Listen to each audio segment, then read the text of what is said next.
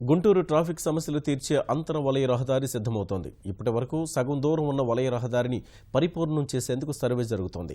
Mahatma Gandhi inner ring రోడ్డును గుంటూరు హైదరాబాద్ మార్గానికి అనుసంధానించనున్నారు. ఈ రహదారి పూర్తయితే గుంటూరు నగరంలో ప్రవేశించకుండానే రాజధాని అమరావతి, విజయవాడ నగరాలకు నేరుగా చేరుకునే అవకాశం ఉంటుంది.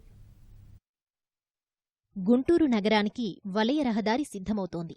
రాజధాని ప్రాంతం ఉన్న జిల్లా కావడం వల్ల 2-3 ఏళ్లుగా నగరానికి వాహనాల తాకిడి పెరిగింది. నగరం విస్తీర్ణం పెరిగి ఇతర ప్రాంతాల నుంచి రాకపోకలు ఊపందుకున్నాయి. పల్నాడు, నర్సారావుపేటతో పాటు కర్నూలు, హైదరాబాద్ వైపు నుంచి వాహనాలు విజయవాడ వెళ్లాలంటే గుంటూరు నగరంలో నుంచే వెళ్లాలి. నగరంలో ట్రాఫిక్ రద్దీని దృష్టిలో ఉంచుకుని ఇప్పటివరకు 2 దశల్లో రింగు రోడ్డు నిర్మించారు. విజయవాడ, గుంటూరు మార్గంలో ఆటోనగర్ నుంచి గుంటూరు ఆర్డీఓ కార్యాలయం వరకు 2 దశల్లో 6 కిలోమీటర్ల రహదారి నిర్మించారు. దీని నిర్మాణం పూర్తి కాకపోవడం వల్ల ప్రస్తుతం బైపాస్గా మాత్రమే ఉపయోగపడుతుంది తప్ప పూర్తి అవసరాలు తీర్చలేకపోతోంది. ఈ రోడ్డును పేరేచెర్ల కూడలికి కలపాల్సి ఉంటుంది. పేరేచెర్ల నుంచి హైదరాబాద్, కర్నూలు రోడ్లు వెళ్తున్నాయి. ఈ కూడలికి దీనిని అనుసంధానిస్తే పల్నాడు, హైదరాబాద్ వైపు నుంచి వచ్చే వాహనాలు, నర్సారావుపేట, కర్నూలు వైపు నుంచి వచ్చే వాహనాలు గుంటూరులోకి వెళ్లకుండానే రింగు రోడ్డు ద్వారా అమరావతికి, విజయవాడకు వెళ్లే వీలుంది.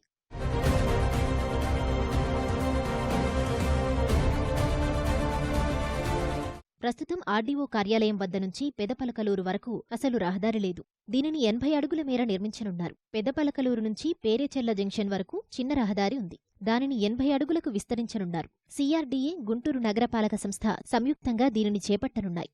నగరపాలక సంస్థ ప్రణాళికా విభాగం సర్వే పనులు దాదాపు పూర్తి చేసింది. సర్వే పూర్తయ్యాక సిఆర్డీఏ ఈ రహదారిని నిర్మించనుంది. ఇన్నర్ రింగ్ రోడ్ ఫేజ్ 3 కింద పెదపలకలూరు రోడ్ నుంచి కూడా స్వర్ణభారతి నగర్ జంక్షన్ అంటే ఇన్నర్ రింగ్ రోడ్డు పాయింట్ వరకు కూడా వైడనింగ్కి సిఆర్డీఏ ద్వారా ప్రతిపాదన తయారు చేయబడినవి.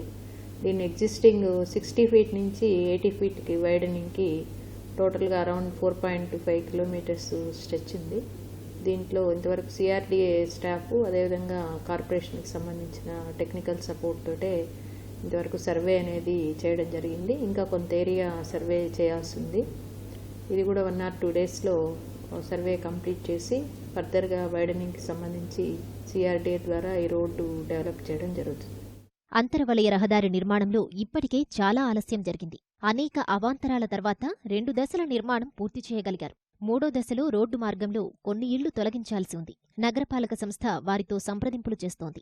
ఇది పూర్తయితే మిగతా ప్రాంతాలకు ప్రయాణం సులువు కావడంతో పాటు గుంటూరు నగరంపై ట్రాఫిక్ భారం తగ్గుతుంది.